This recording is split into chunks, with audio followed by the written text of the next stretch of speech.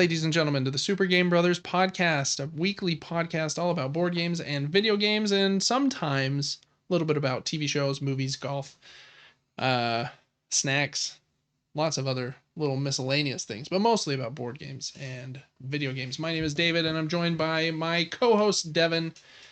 Devin, how you doing? Doing fan-freaking-tastic. Just took off my glasses to reduce glare. They were driving you. But no, doing good. Life's been busy, but busy in a good way. Yeah. We got to go on a little... our family, ever since we were 5 years old, has been very good with reunions and keeping together. So we're very blessed to be able to do that. We got to go up to Idaho and basically hang out with 30-something people. Yeah. For 4 days. Yeah. Party destination of the world, Idaho. Oh, so much going on. I saw a bush once. Yeah. It's crazy. There's one gas station there. There was one. Which was also super cool. No, we had a lot of fun. We golfed 18 holes day one. We did. Which was insane. It was 5 hours of golfing. It was amazing. I wish the golf course had been a little nicer. You know, in the middle of Idaho, surrounded by a potato field. Twas not a very nice golf course. But no, I had to hit we had to do that one hit out of like a dried up swamp. We did, yeah. Yeah, that was a rough hit. No, luckily you got us out of there. I sure did. I clutched up. You know, you really did. You played, I think, the best golf you've played. Don't you think? I did something with my backswing and it fixed everything. Everything. Yeah, it was crazy. Yeah, it was nice. I'm glad you did, because I feel like my day started pretty good and just, I don't know, went down a plateau and then stayed pretty subpar. As you can tell, we got a lot of sun. We did. I look like I'm related to lobsters. We also adjusted the lights right before, so we're looking a little different because of that too. But we also did get some sun. Mm-hmm. If you can see my legs, I have a million mosquito bites. And, I went golfing one more day than you did on the trip, and that other course, quite a bit nicer of a course, but it's right next to a reservoir and another little small lake. So mosquitoes out there like crazy. I didn't have bug spray. Just been scratching the crap out of them. I'm gonna scar or something. I think I am just ripping the flesh off of my bones.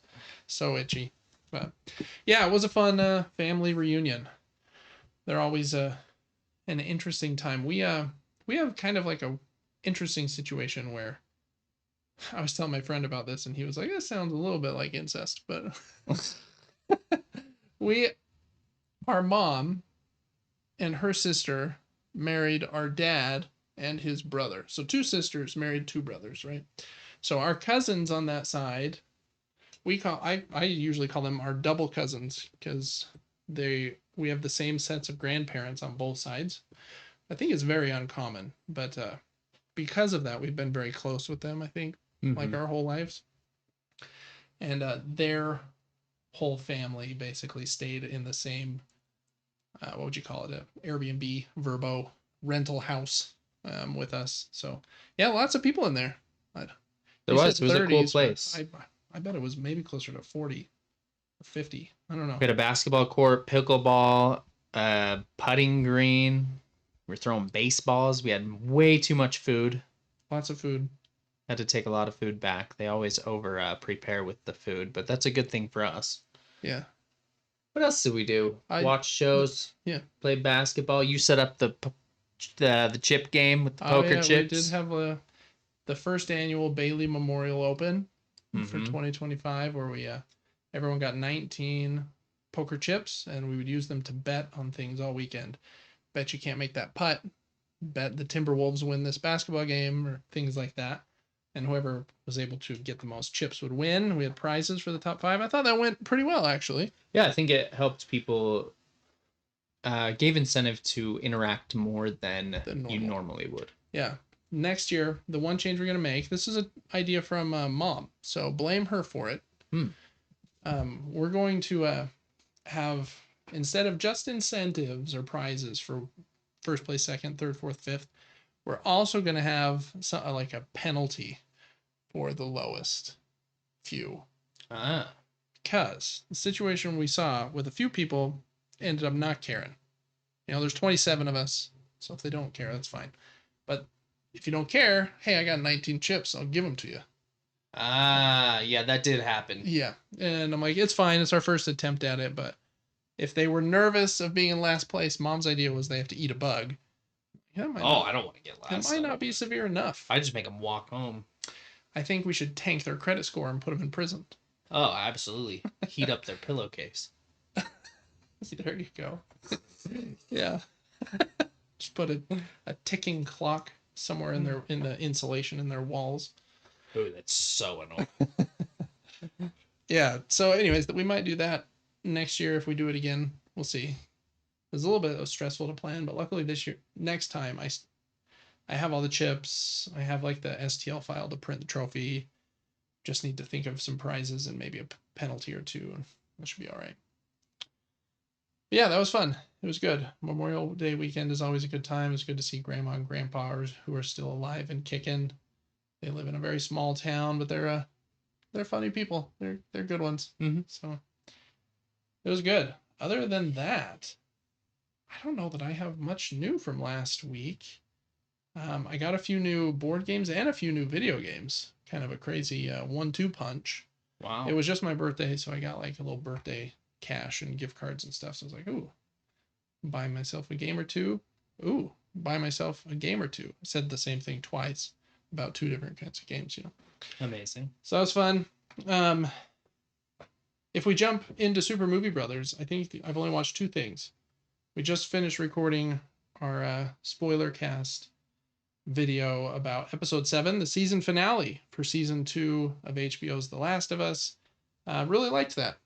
It was a strong end to the season, I think. I thought it was a great season. I wouldn't say it was. I think the first season is a little bit better.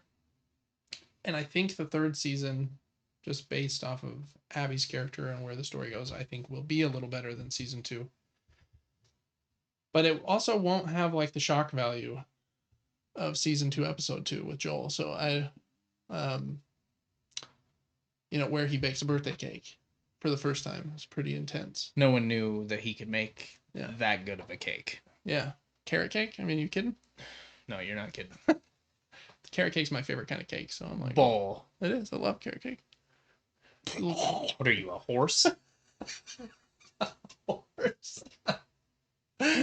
Lacey makes a mean carrot cake, and so does Neaters.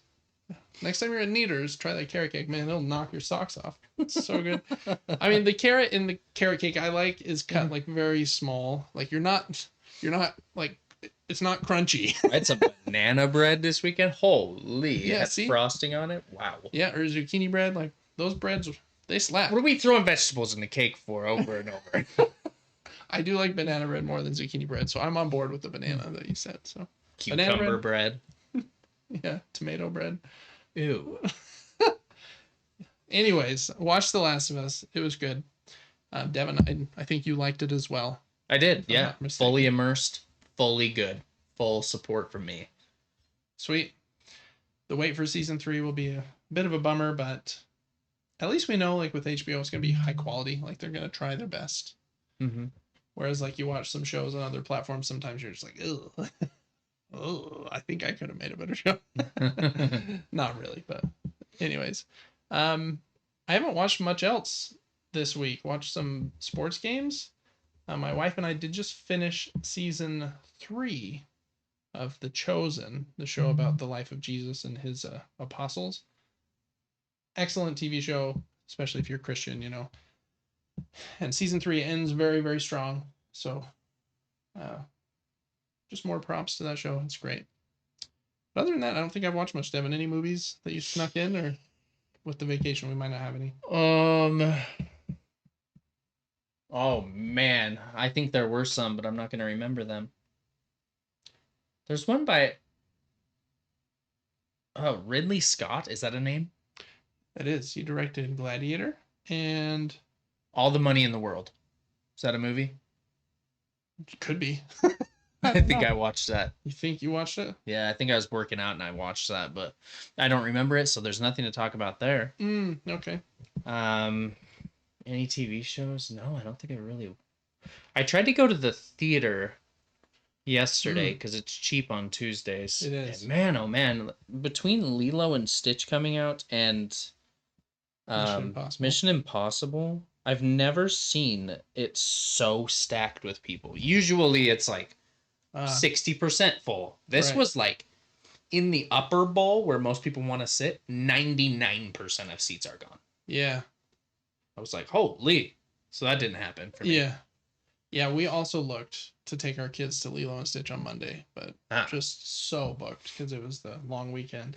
I like that people are going to movies. Me too. It makes me happy. I really enjoy movie theaters, so. I agree. I hope that they don't go away. Even though it is nice, you know, when a movie is like 3 weeks old and you're like, oh, it's on Prime? Oh, it's the greatest. That's a good feeling. I am going to Mission Impossible on Saturday. We've got those tickets locked in.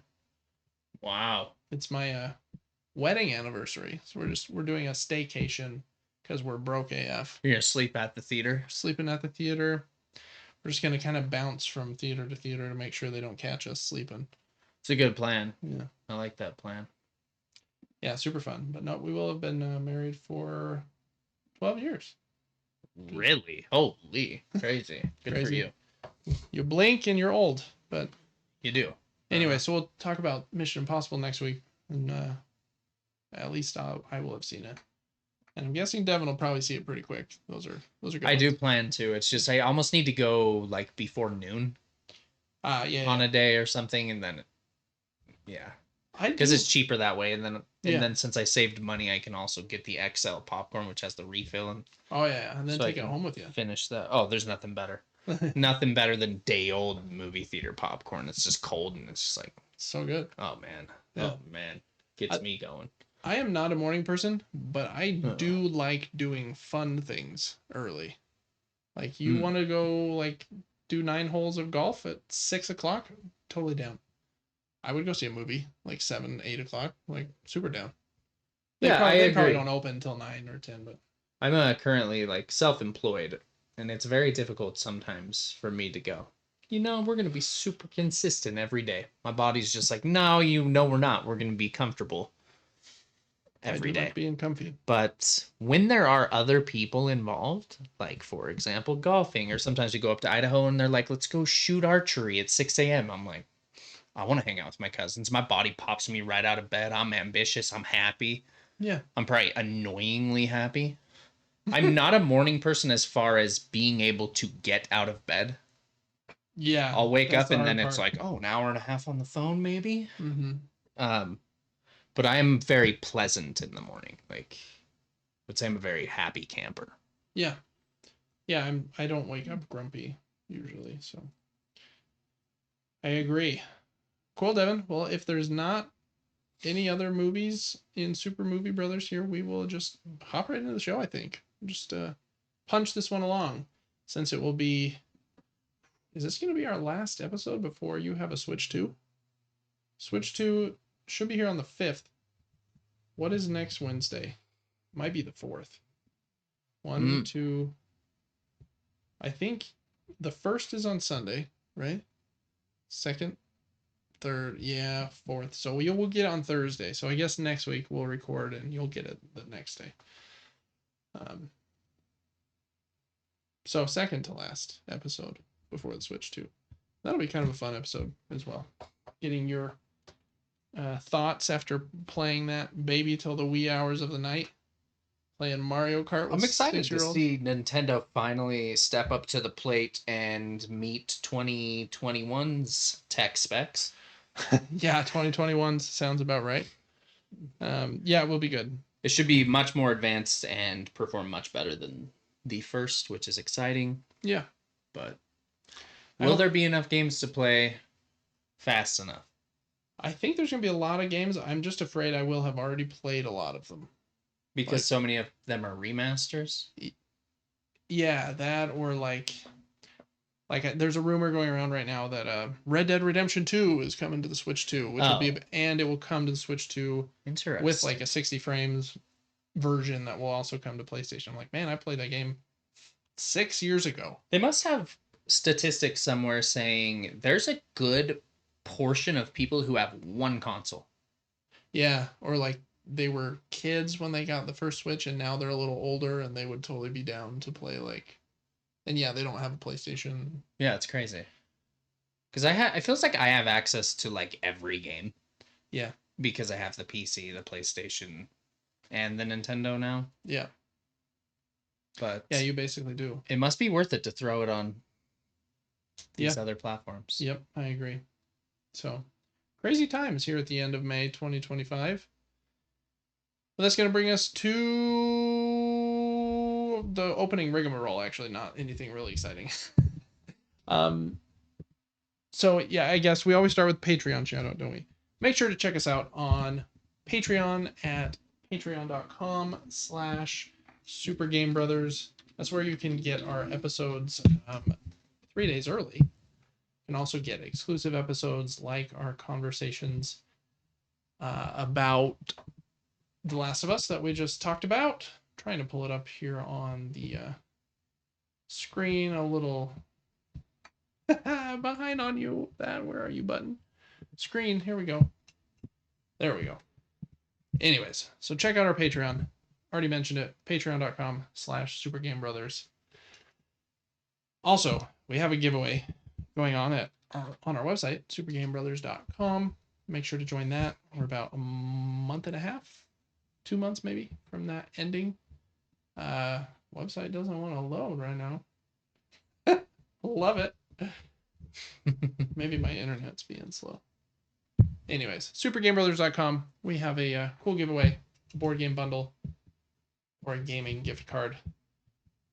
Make sure to join that, totally free. Now we can get into the show. And that brings us to new games to subscription services. And we always start with Board Game Arena, an awesome website where you can play board games online, mostly for free. There's some games you can't start a table playing unless you are a premium member, but you can join a table if someone invites you or something like that. And they have a few new games a week, like 1,000 total. This one is called Mesos, and it's supposed to be pretty great. Just got an awesome review from a YouTuber I really look up to. And I don't even know much about it other than I think it has a cool picture. Well, you're trying to earn victory points, if you believe that. And place your totem on the offer track to claim strategic cards in turn order. Sounds like card drafting, but check out that one. I think it just came out this year, and it's supposed to be pretty good. It looks like it's from Cranio Creations, and they're a pretty well-respected and liked publisher. And then they have one called Super, (Be Super, period. And it says, over a decade after the fall of the legendary superhero agency, the Guardians, a new generation rises to claim the spotlight. The goal?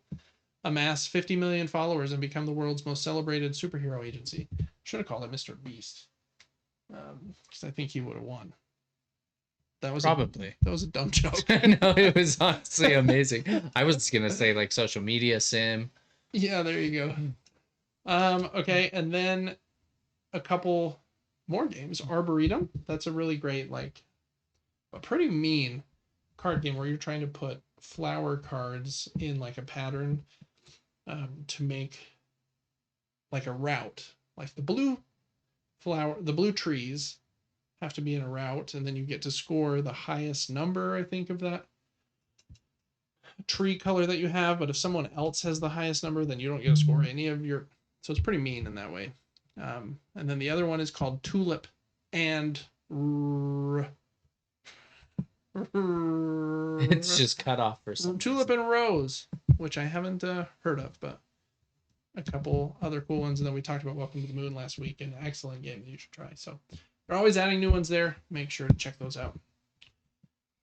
For PlayStation, for the month of June, on PlayStation Plus Essential, this month they're giving us 4 games instead of the usual 3, because it's their days of play kind of period. They always do it like May, June, where they'll have a sale on their hardware, a sale on games on the PlayStation Store, and they're also giving away some bonus games here. So these are actually kind of exciting. There are 4 games in the Essentials tier. The 4 are NBA 2K25, with the NBA Finals about to start. I imagine that'll be a pretty big one. Alone in the Dark, which is like a remake of Alone in the Dark from a long time ago. It has Jodie Comer and what's his name? Hopper. That's not his name. Oh, what is his name? It's gonna drive me nuts. He's in the new Marvel movie, Thunderbolts. David Harbour. There we go. Great job. Those are both free, along with Destiny 2 The Final Shape. So the newest kind of content pack for Destiny 2. It's supposed to be excellent if you still like Destiny. And then one called Bomb Rush Cyberpunk, I think is what it's called. And it's supposed to be kind of like a Jet Set Radio, where like you're like grinding stuff, doing graffiti, like very artsy. But those are 4 pretty big games in my opinion. That's not all, Devin. No way. For Days of Play, they've got a couple extra bonuses for you. If you have extra or premium, they have a few more games that they're calling, what are they calling them? In addition to our regular game catalog content drops. So these ones are just bonuses. And the first one is the one I'm most excited about. It's called Another Crab's Treasure. And it's a Souls-like where you play as a little crab and you fight bigger sea life under the sea. I've almost bought this game many times. And now I won't have to. It'll be fun to just try it. Included in the game catalog. Skull and Bones and Destiny 2 Legacy Collection and Grand Theft Auto 3. What's that called? The Definitive Edition are all on there as well. And those are available. Another Crab's Treasure is available tomorrow, May 29th. And then Skull and Bones on June 2nd. Destiny 2 on June 4th. And Grand Theft Auto 3 on June 10th. And then if you have premium, there's also 2 classics, Myst and Riven, the sequel to Myst. These are like puzzle-y games where you're like on a big island trying to figure out what's going on, kind of like The Witness, but older. So I'm excited for trying those and Another Crab's Treasure quite a bit. And I'll maybe try the basketball. I don't really like basketball video games, to be honest. But big games, in my opinion. So check those out if you have PlayStation Plus Essential, Extra, and/or Premium. And then Xbox hasn't announced their June stuff yet. The Epic Game Store is still doing their like 2 hidden games. The 3 they gave away this last week were actually really good. One of them was a brand new game called like Deliver at All Costs that I have been wanting to play, and it was like a day 1 release. So make sure to check the Epic Game Store out. I just don't know what the games are, so I can't really tell you. But that brings us to what we've been playing. I haven't been playing too much. Me neither, but I got a curveball. This Crazy. game just launched on PlayStation. It's called Teenage Mutant Ninja Turtles Splintered Fate. I love Ninja Turtles, and my kids really like Ninja Turtles, so there's a little bit of a crossover there where I'm like, okay, cool, I can play a video game that I want to play, probably a little longer than I should because I'm playing it with my kids. This game basically is Hades. Drop the quality down just a little bit, but add co-op. And you can play up to 4 players co-op, local and online. So I've been playing it with both my kids. We're not very far yet, but we beat the first couple bosses. And like just like Hades, like you have fun little story things and characters will talk to you, like your hub spot will change a little bit. The bosses will change a little bit, like the second and third times you fight them. So I'm hoping that it will continue to keep up the variety, because so far it's been pretty fun. You can play as all 4 Ninja Turtles, and then excuse me, I think they were doing like a discount the first week the game came out too, so I got a little bit cheaper than the $30 it costs. I think like 23 maybe. And for the first week they were giving away the Casey Jones DLC for free, so I got that too, so we can play as Casey Jones or one of the turtles, and it's pretty fun. To be honest, I think you would probably enjoy it. Again, Hades is better in almost every way, but just the like adding of co-op kind of raises this game a little bit for me. It's just fun, and I like Ninja Turtles, so good stuff all around there. So that was kind of a curveball that I just played with my kids Monday and Tuesday of this last week, and then we were out of town. So I think that's all the video games that I got to play. I only have one that I played for just a few hours called Sandland. Oh, you played Sandland. Cool. I played Sandland from the makers of Dragon Ball Z. Yeah. This game is a dialogue simulator. A lot of dialogue. Oh my goodness. I mean, there were times where I said, I'm going to spam through this dialogue as fast as I could, and it was 50 different sentences between the characters. Just never ended. Combat was funny. It was fun to like build a tank. You can just kind of free roam and like ramp up your tank. And I love the way it looks, especially like the tank gameplay and stuff. When you're not in the tank, what's the combat like? You're pretty fast. You can ride dinosaurs. It's just hand to hand. I was not expecting that sentence. You're pretty fast. You can ride dinosaurs. I didn't get too far, but there were some fun like sneaking stealth areas. Okay. It honestly probably is a decent game, but what I gathered in a few hours was that it's maybe not for you. Relatively average. Yeah. Oh, there's the dinos. Yeah, it looks like you're doing a lot more tank riding than I thought.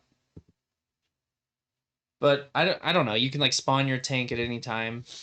I was trying to collect parts to build a jumping machine that I could like ride in, and I accidentally bought an engine for a tank instead of for the jumping character, and so I could not find enough vegetable oil to create the jumper tank, so I was stuck for like an hour right there, and it was so obnoxious. But I mean, just from watching this little preview here, it looks like maybe it gets kind of fun. The story gets intense. You go to different areas, that type of thing. But I was stuck in the desert. Yeah. Sometimes these games that are kind of like JRPG adjacent can be very long. And so there can be like segments that are 8 hours or something that you're like, excuse me, didn't love that segment or whatever. So yeah, it probably has some peaks and valleys, I would imagine. But it's one I've wanted to try. I actually downloaded it. It's on my PlayStation. I haven't started it yet though. Cool. All right. I think that's it for video games. As far as board games are concerned, most of these, in fact, I think all of them we played at our family reunion over the weekend. And you had no idea Ito was going to be such a hit when you bought it, did you? No, I did not. 'Tis a big hit, though. It is. Very funny. The only thing I think it needs 5 times as many prompt cards. They need to be more, like a little bit more creative with the prompts. Yeah. Like I found like some sites online where people have generated like more, and so you can find more prompts online. But anyways, first off, we did play Spectral. This is a deduction game that I just got that I've been wanting to try, and Devin clobbered us pretty handedly. Basically, in this game, you're putting out, what would you call them? Like poltergeists, investigator dudes, in these hallways between 2 rooms, and then you can look at the backside of one of the room cards next to that hallway, and it will tell you where a treasure or a curse is located in this kind of 4x4 grid haunted house.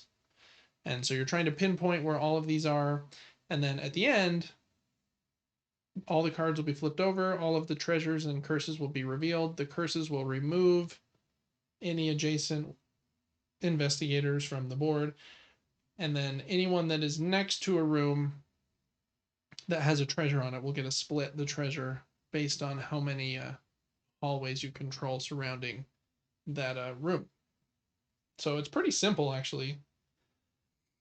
Trying to like teaching it is a little bit trickier than I thought it might be. And I think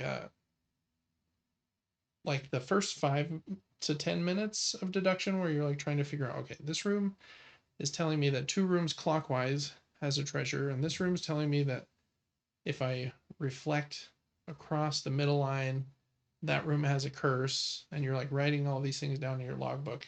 It's a little bit much, maybe for the first couple minutes, but I do feel like it kind of starts to click um, halfway through your first play. I really liked it. I wonder.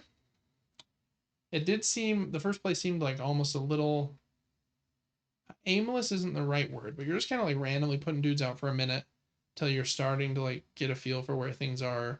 You might like watch somebody else put like one of their 2 valued pieces down. You're like, oh, maybe I'll just kick him out with my 4 or something. And so you maybe could bluff a little bit, but you probably don't want to, because if you're next to a curse, you just lose them all. So I'm not sure. I'm interested to see how it continues to develop after a few more plays. We played the basic beginner game. It also comes with a few advanced modules that will like freeze rooms, so that like if a room says there's a curse 2 clockwise, instead of it being 2 clockwise, it just gets the curse itself. Some of them will let you swap rooms.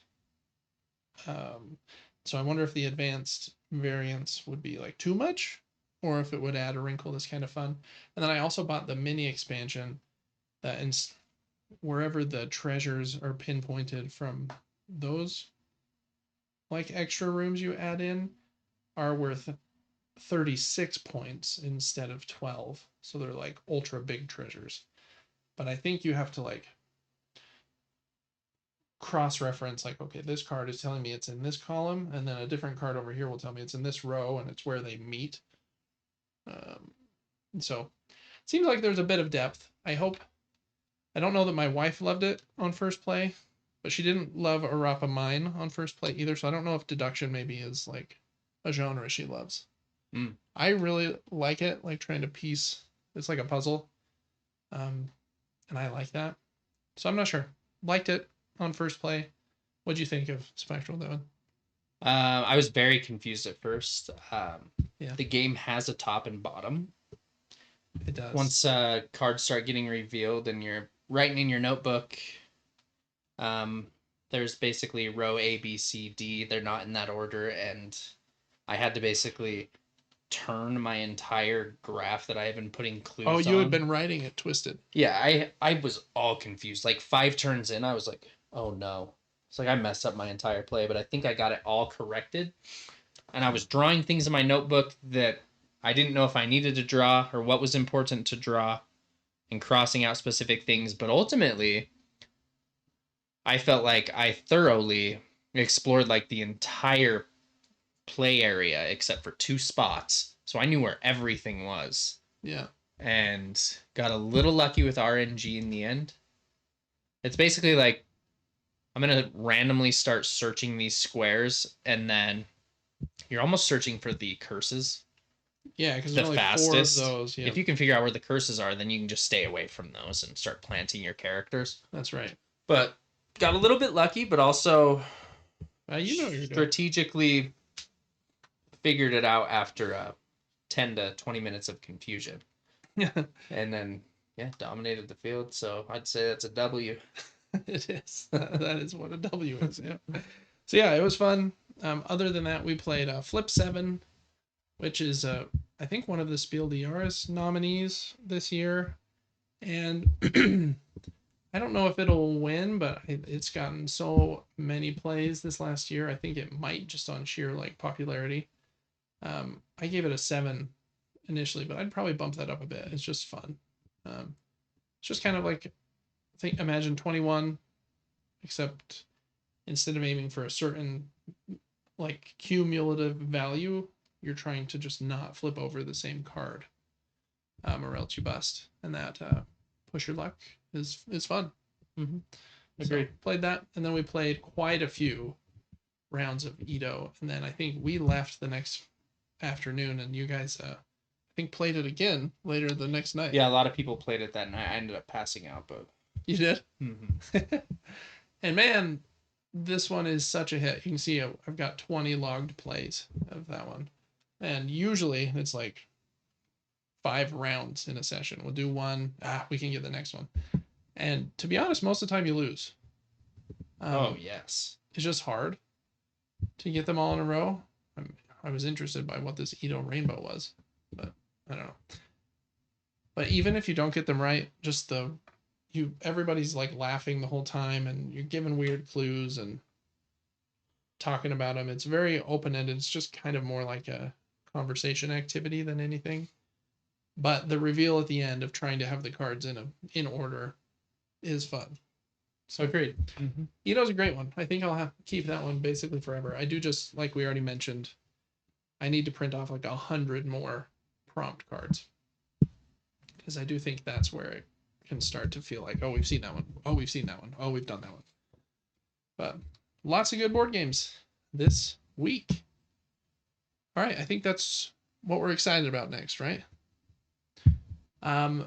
Let's jump down to the table. No, let's do that first. That's fine. I got a few board games this week, like I mentioned, and this one is one I'm really excited about. It's a mess here on the table. I just did an unboxing for it and haven't put it away yet. But it is called Inferno. I think we talked about it on the show a few months ago. It's a Euro game where you are trying to, I think the theme is Dante's Inferno, and you're leading souls through the 7 layers of hell kind of idea. But it's a Euro game at heart, so you're doing that and trying to maximize points and do it efficiently, which is my kind of game. So cool theme mixed with math makes David happy. I hope that it's one that I can get played often. It's, a little complex compared to some of the games in my collection, especially having just talked about Edo and Flip 7. I think this one's probably like a 3.5 on the complexity scale. There's a bit, but when I was unboxing it, I was surprised there's not actually too many pieces. It looks like a bit here on the table, but anyways, I'm excited for Inferno. That is one of them. And I think the other ones I mentioned last week, but I did just get Mosaic and Messina 1347 and Glasgow, and I want to play Spectral again. Oh, and then Devin, will you hand me that red box over there on top of the other stack? This is another deduction game because I'm just obsessed, and I think this one looks really cool. This one's called Kronologic Paris 1920, and they're making like a series, and this was first in the series. It's from the same designers as the Turing Machine, and in this game you're trying to solve a case, what's the dude's name? Sherlock Holmes. And the way that you do that is there are these cards. I'll try to just show maybe the first card so I'm not spoiling anything major. And each card is for a different room of the play area. And this play area in this version is like an old theater. And so I might want to know what was going on in the dance hall. But I can ask, kind of like Clue, but you don't have to move around a board, a bunch of different things. I could ask what was going on at 5 o'clock, or the 5th hour in the dance hall, or the 3rd hour. So there's 1 to 6 as far as hours are concerned. And then there are 6, I think, different characters. And I could ask, where was the servant? Or did the servant go in the dance hall? The way that this game gives you stuff is you can see these little cards have cutouts, these tokens, and the cutouts are in different spots. And so to look, you flip the card over and you slide this character sheet or the hour sheet over top, and it will tell me information. So I can see in the 6th hour, this character starts with the letter J was in the ballroom, and he was the only one in there, I think, because there was only one person in the room. And so you're putting those pieces together. And when you look on your turn, you tell every other player one of the pieces of information. I think this one that's green. So I would tell everyone there's one person in the ballroom at the 6th hour. But I would have a bonus piece of information. I would know that one person was Jay. Well, that's kind of cool, actually. And so then someone else would look in like the 5th hour later, and since the cutouts are different, they would be getting different information. And then you're keeping track of that, kind of like in Spectral on a big sheet. Like, okay, this person was here at the 5th hour, the 6th hour. They were in the room with this person. It's supposed to be excellent. So just continuing my obsession with deduction right now. I am excited to play that one too. So anyways, that's probably it for what I'm excited about board game wise at the moment. We did just talk about Sony's Days of Play sale on the PlayStation Store. Well, actually, we're about to. Sorry, we didn't talk about that yet. We just talked about the games they're giving away on PlayStation Plus. But I bought a bunch of games today on the PlayStation Store, and I'm excited to play them as well. So if I go back to the screen, I guess I didn't put links in there for them, so I'm just going to go back to our faces for a minute.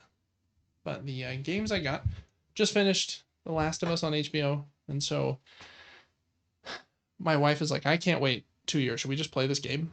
And I was like, done. We'll play that tomorrow.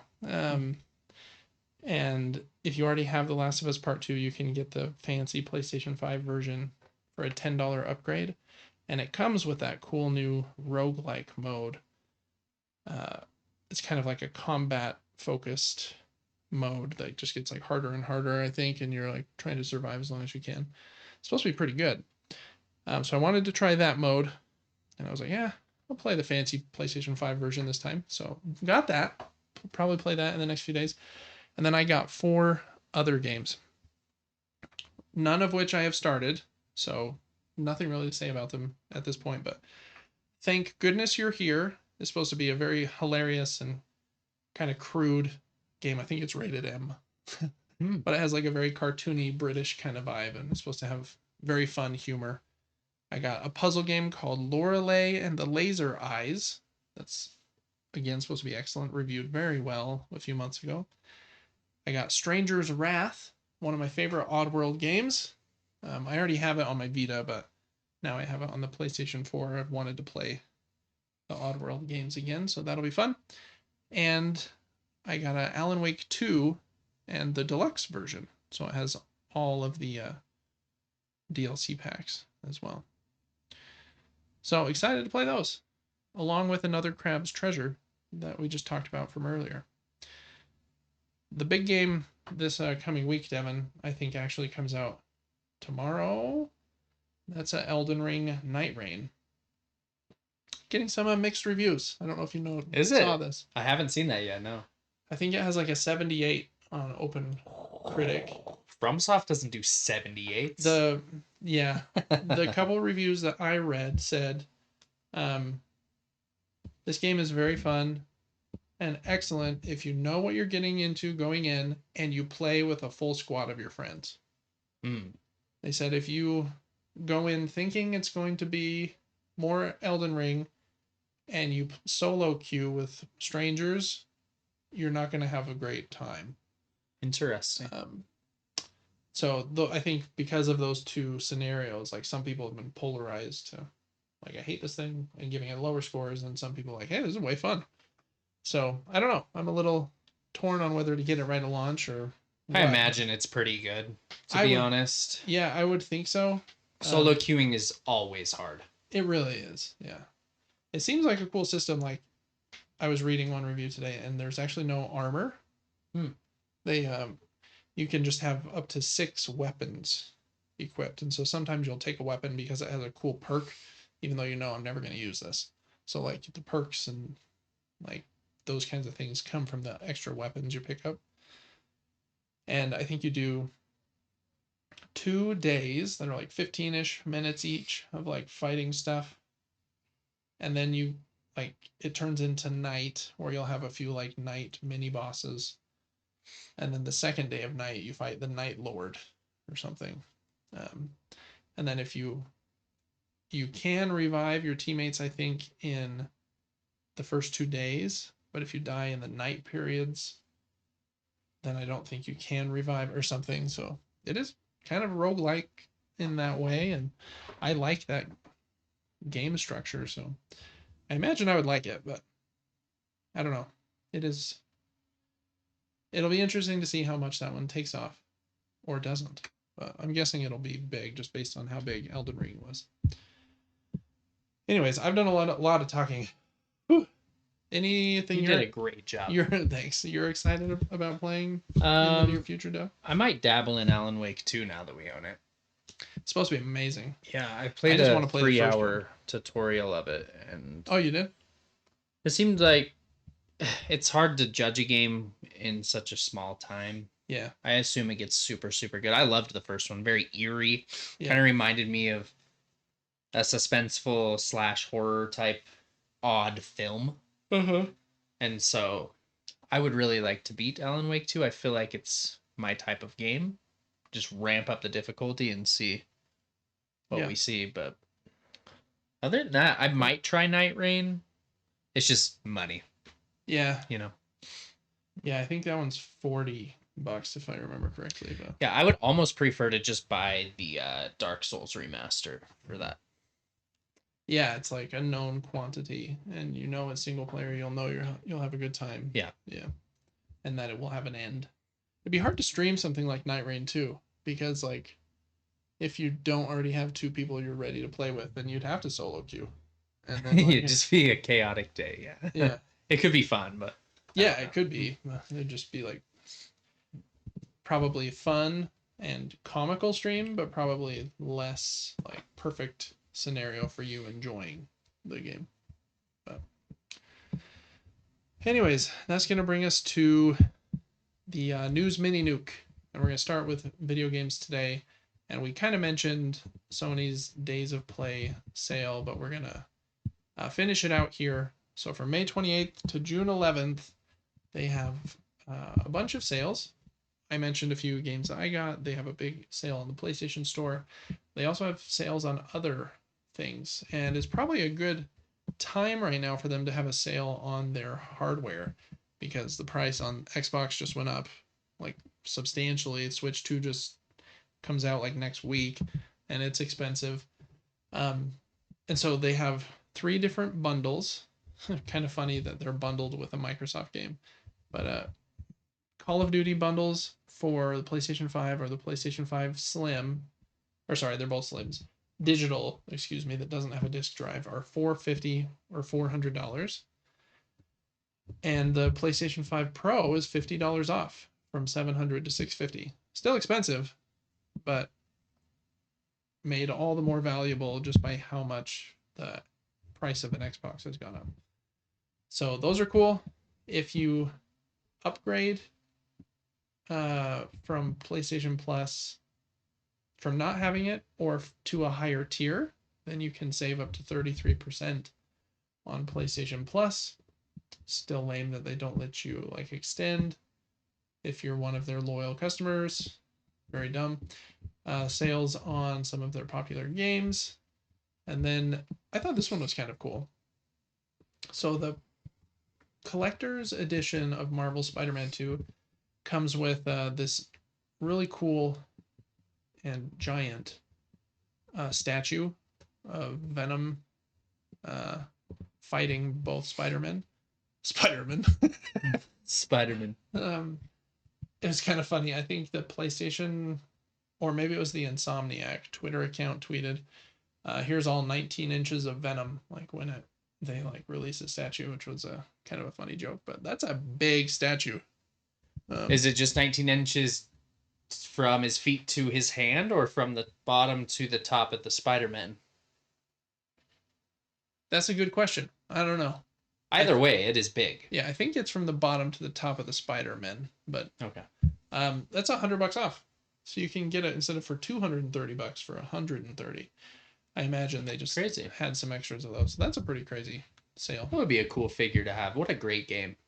Yeah, very good. I feel like that game kind of like came out. Everyone was like, oh, that was really cool. I love Venom. And then like moved on really fast just because it wasn't like new and shocking anymore like the first Spider-Man in 2018 was, where we were like, wow, they made an excellent Spider-Man game. So I think it was kind of hurt by its own like predecessor, kind of. But anyways, I thought it was good. They're not called Dual Shocks. DualSense controllers are $20 off, and they have a bajillion colors. I do like some of the new colors they have. This like indigo blue one. It's kind of like chromatic. I like that one. I'm all about green, baby. Don't like the Fortnite one. Where's the yellow one? Get it together. Yeah. Yeah, Devin wants yellow. What about the all white? It's kind of cool. It's almost silver. Yeah, it kind of was. Those are on sale. The fancy one is $30 off, the DualSense Edge. Those are cool. What do those run you? They're $200. Oh my gosh. So it's still $170. I do love back triggers on a controller, but that's and a little crazy. The cool thing that this one has is you can buy a thumbstick module if like your thumbstick ever wore down or broke. But I think they're still like $20 to replace. So it's not cheap. The Access controller is $20 off. PlayStation VR 2 is on sale, about the same price I think that I got it for. The Pulse headsets are on sale. Hard drives, internal and external, are on sale as well as their weird shapes of play toys. So, and the console covers. If I was going to get one of these, I think I would just get black though. Some of them are, ugh. Yeah, some of them are bad. Pink, disgusting. Purple. But I do like just the black. The gray's pretty nice. But I just feel like because the middle line can't be changed from black, like black just doesn't go well with some of these colors. Who is picking these colors? I'd like to talk to that person. So you chose the ugliest shade of every one of those colors. Yeah, they're pretty rough. I feel like there was more. Maybe that's it. But basically, all their stuff's on sale until through June 11th. So if you were going to buy a PlayStation, this is probably one of the best times because they're slightly discounted. And just in their last earnings call, they talked about pretty soon they might want to start raising their prices because of tariffs and stuff. So they're down a little bit and are probably going to go up a little bit even beyond where they normally are. So I may end up getting a controller. It's been how many years since it came out? 4.5. And I'm starting to experience some stick drift. So are you? It's driving me crazy. Yes. I can maybe fix it if you want me to pull it, tear it apart. I probably do. Cool. All right. This next one is just kind of a article that Bloomberg wrote about Apple. Supposedly in the next few weeks, around the time the Switch 2 launches, they're going to launch a dedicated gaming app on iPhone, iPad, Mac, and Apple TV set-top boxes, as they want to get bigger in the gaming space and make 30% on video game sales as well as App Store sales, which I would love to make 30% of something I didn't make too. That would be nice. Yeah. Mm-hmm. So that makes sense. I feel like they haven't done very well in gaming. Apple Arcade has had some cool games. Like I really like Grindstone, and Balatro being on there is like a big get for me. But really the only games that I play on my phone are like quick ones. Like I play one called Threes. That's just like a slide puzzle kind of game. You're trying to get the highest score you can. I know you play Clash Royale, but that's also like quick. You're playing 2-3 minute matches. Mm-hmm. So I feel like it's just maybe like the Mac and Apple TV segment can grow, and maybe iPad even. But I just feel like I don't want to play games on my phone, and I don't know anyone that plays a ton of video games that also plays a ton of like big games on their phones. No, that's got to be a weird thing to try to step into. Yeah. Yeah. I agree. So, anyways, we'll see what they do there in the coming weeks. Electronic Arts had a Black Panther game in development, and a team called Cliffhanger Studios making it. They had signed like a deal with Marvel, I think, to make 3 games: Black Panther, Iron Man, and I think an unannounced one. But they are canceling Black Panther and shutting down the studio. Kind of a bummer. Wow. Black Panther is one of my favorite, like at least of the recent Marvel movies. I think Agreed. It was excellent. I think Black Panther, the character, is still going to be in the Marvel game that is Captain America focused that Amy Hennig's team is making that we talked about a few weeks ago. So all is not completely lost, but I don't know, a Black Panther game where he's the star sounds pretty fun. Kind of a bummer there. This pushes us into rapid fire news. Yeah. The Switch 2 is going to support USB mice. Oh, kind of cool. If you plug a USB cord into a mouse, like I think down its throat. Down its throat? Yeah, and that's then crazy. Into the Switch 2. No, but this will be nice. So I know some people, like it says here, were worried that the Joy-Con 2 wouldn't be very comfortable to use as a mouse for long periods of time. So I can see that. Yeah. Cool feature, but yeah, might not be super comfy. But we'll know in a couple weeks when Devin gets his. Oh, yes, sir. Cyberpunk 2 is officially in pre-production. Where, I don't know, let's just read what they say here. Can take multiple years and is the initial phase of development from concepting to content piping or pipeline planning, prototyping, etc. So they're like doing the initial work of scoping kind of before they decide what they're going to do. I know a lot of people loved that first game. I think it's just like that and Grand Theft Auto, like for me, is just it's just like trying to be a little too hardcore for me sometimes. But it looks very pretty and like the open worldness of it is like very impressive. So I hope that it is great. All right. A release date for Pokemon Legends. I don't know how to say this. Is it ZA or Z to A? Z-A? No idea. Yeah, it's coming out on October 16th. Is this a brand new Pokemon game? Yeah, they make a new one basically every year. That will be physical and digital editions can be upgraded to the Switch 2 edition. Yeah, so they'll have a Switch version and a Switch 2 version. I'm always so curious about the spec differences between those. I'll have to find a place to give me that information later on. Yeah, that will be interesting to see. Awesome. So, official release date, October 16th. I've told some people I'm going to dive into a Pokemon game in the next year. Cool. Just to see what it's like. I don't know if they're turn-based. I don't know what. I have one if you want to try one. I have one of the latest ones called Violet, I think, for the Switch. If you wanted to try one. I don't know if that's a good one. I don't either. Pokemon is having a presentation on July 22nd. My guess is they're going to talk a lot about that Pokemon game that we just mentioned. And maybe they'll announce something else for the Switch 2 or something. But anyways, that's that one. That one's uber rapid fire. Claire Obscura continues to sell really well, and in a strange occurrence that can only happen in our kind of strange, weird world. It has sold 3.3 million copies in its first 33 days, and the subtitle is Expedition 33. And in one like article I read, like the director of the game said, like, we could not make that number up if we tried. Like, kind of funny that it sold that number. Also, a lot of copies for them as a small team. Yeah, well deserved. People have been hesitant to play that game. Yeah, it is fantastic. Yeah, it's really good. I'm still probably only 10 hours in, but maybe 8 to 10 would be my guess. Time, just always gone. I think next up is also a sales thing. Yeah, CD Projekt Red announced that The Witcher 3 has now sold 60 million copies. I looked up a list on Wikipedia, and that makes it the 12th best-selling game of all time, which is kind of crazy. Some of the ones above it were Red Dead Redemption 2, which has sold 75 million.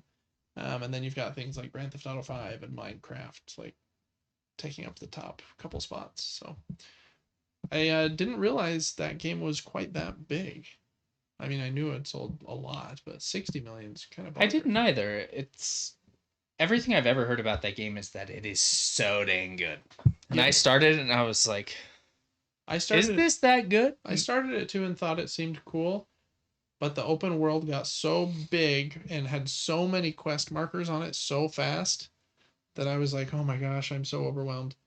And so maybe like it's a game you just like mainline and just like see the story stuff. I don't know. I feel like I've heard that the side story stuff in The Witcher 3 is also supposed to be excellent. So I don't know. I got overwhelmed. That's it for video game news. Moving over to board game news. Codenames, I think, is having its 10th anniversary soon. And it's getting like a rebrand of the 3 games: Codenames, Codenames Duet, and Codenames Pictures. I have base game and Pictures. It's basically just new artwork. It's supposed to be like a more what's that called? Green, I guess. Made of this the card stand is made of rewood. It's a material that's 80% shredded wood residue and 20% recycled binding materials. Holy cow. And then there's supposed to be some new cards in the game too. Roughly 35 new word cards. Roughly 35? Yeah, roughly, and then a very distinct number. Roughly, and then a very small number. Yeah, that's true. It's like not like roughly 5,000. It's like roughly 35. Yeah, we couldn't count them. Yeah, there were too many. So anyways, that was kind of cool. I didn't realize it'd almost been 10 years. But it makes sense. Next up, I don't remember if I talked about this game last week, but I don't think I did. I'm excited about this one. I have a game called Revive behind my head, and it's a really cool game. I've played it once with Devin. It's been quite a few months. So I don't know if he'll remember it, but you have like 2 hands of cards, and you like play one from one hand, and then that hand will like become dormant, and you have to play one from another hand, and you're like building your little civilization is like coming up from the ground, trying to revive the world. And we actually filmed a video playing it on my kitchen table. One of the first videos we ever did. Same team is making a game called Recall instead of Revive. It's like number 2 on the hotness on Board Game Geek because people are very excited about it.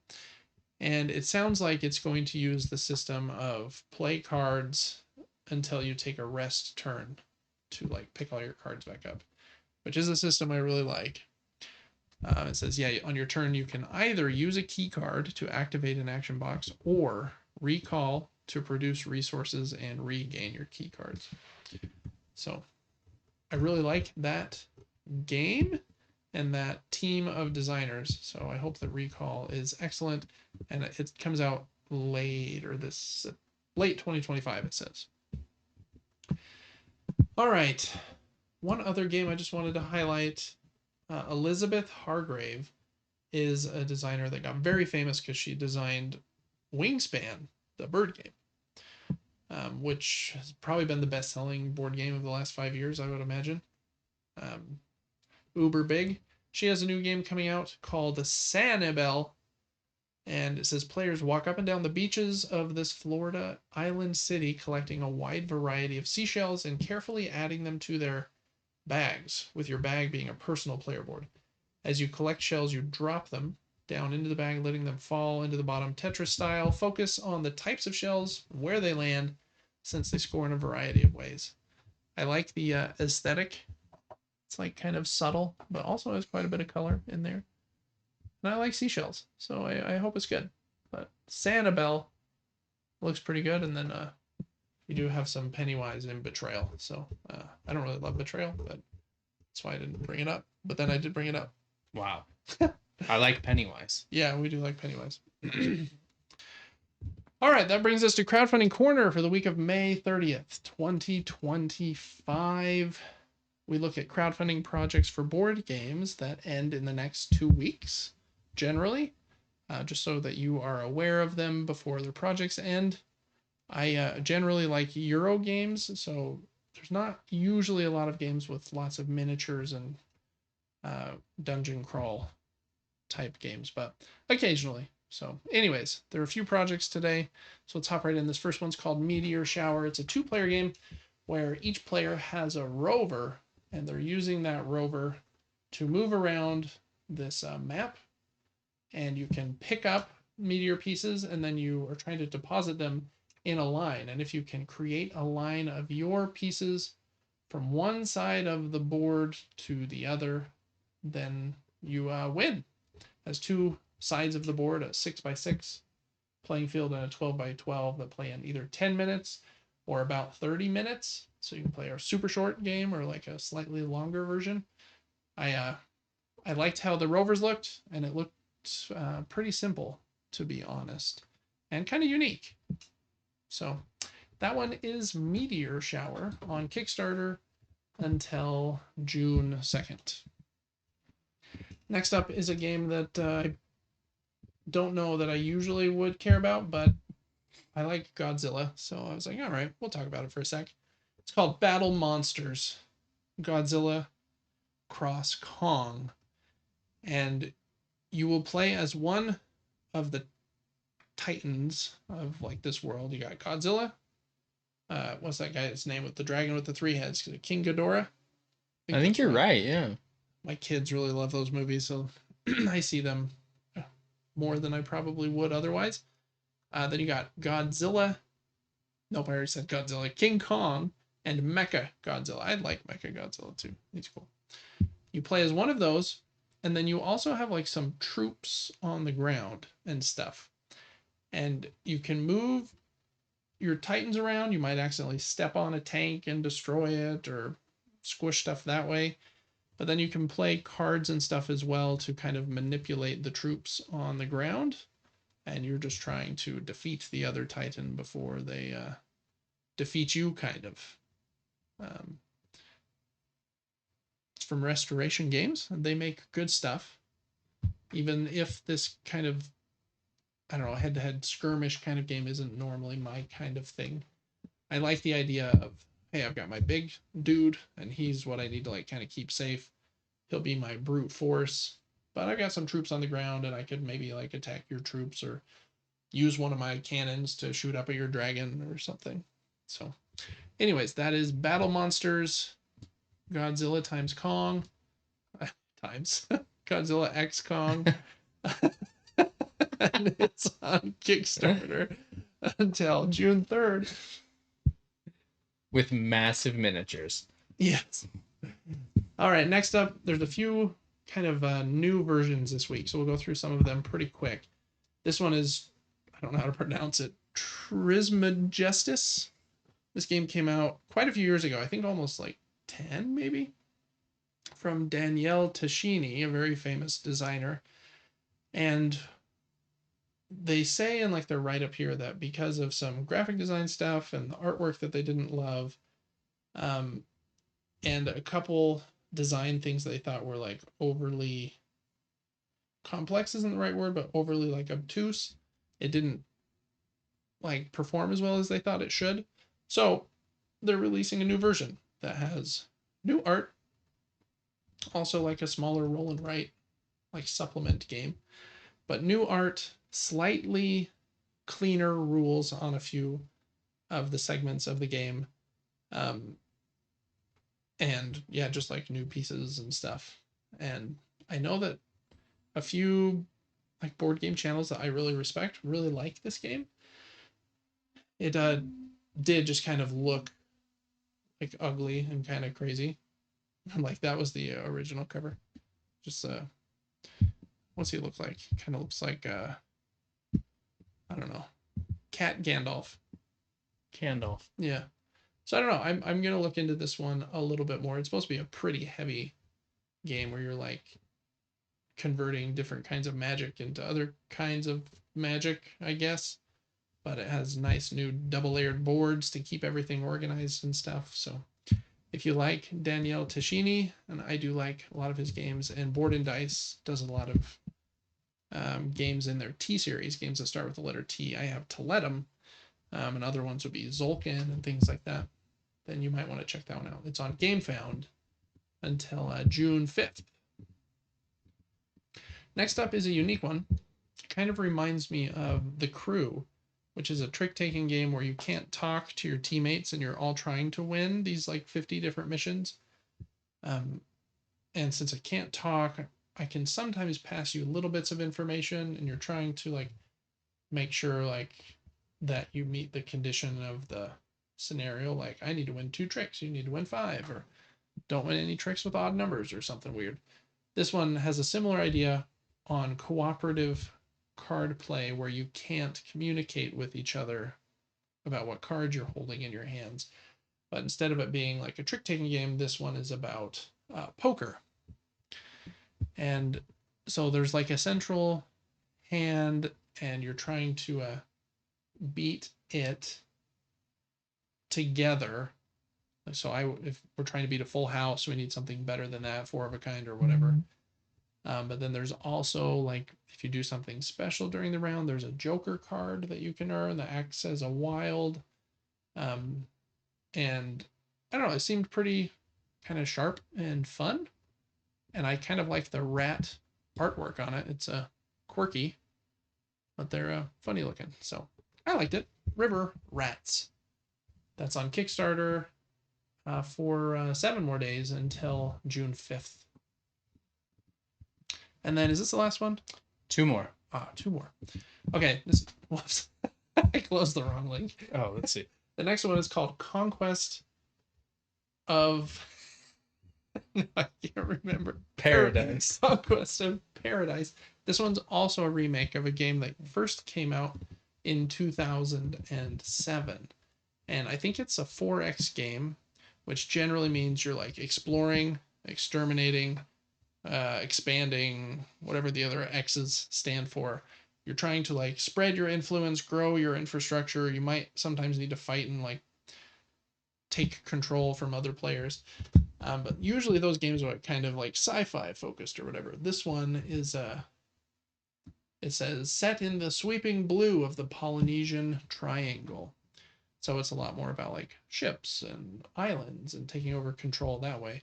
But is also like a fairly like in-depth game, it seems. 60 to 90 minutes.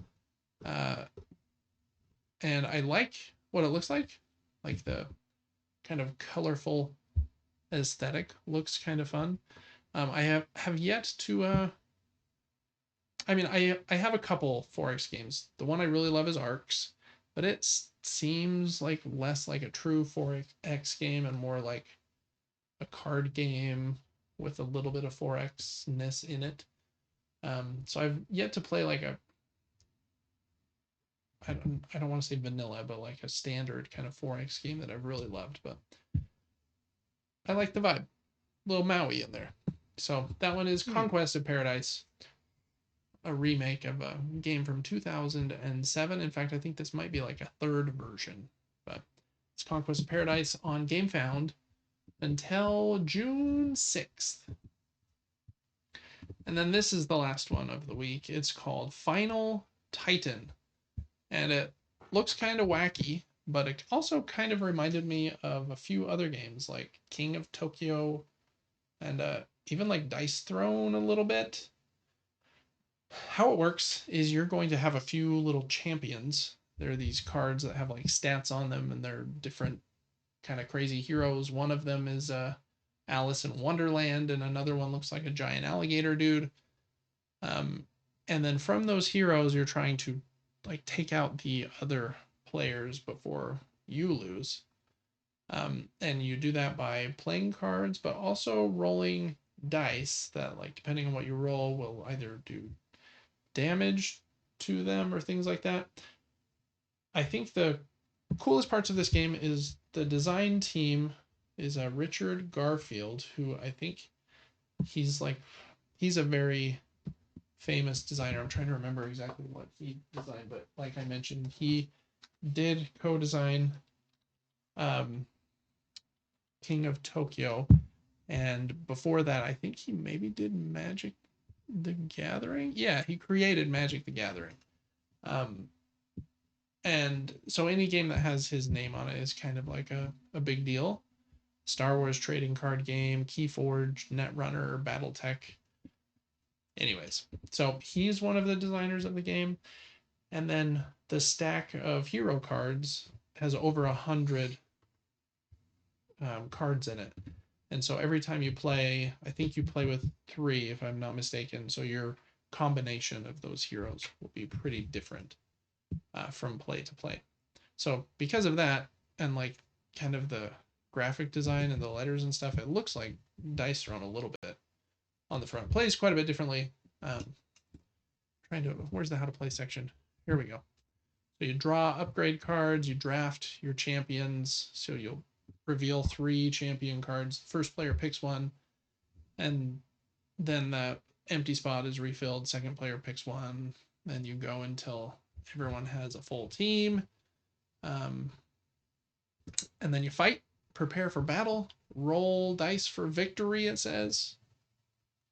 So, I don't know. That's Final Titan. You can also try it on Tabletop Simulator. Has 1,600 backers right now on GameFound and is on there for 9 more days until June 7th. All right. That was a mouthful today, Devin, but that's going to do it for Crowdfunding Corner. So what is your pick of the week this week for May 30th? It was going to be Trismegistus. Okay. It looks interesting. It does. It's like might be hard for me.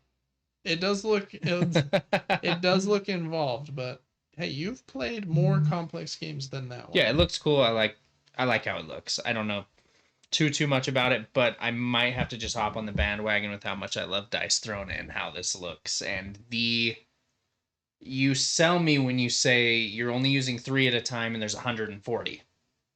Yeah. The amount of combinations for replayability is huge, and I like that weird little tiny my prancing pony mixed with Eevee thing. Yeah, I can see that. All of the characters look super unique in this, and I bet it's relatively easy to understand once you've played it once. Probably just kind of fun to see, can my 3 beat your 3?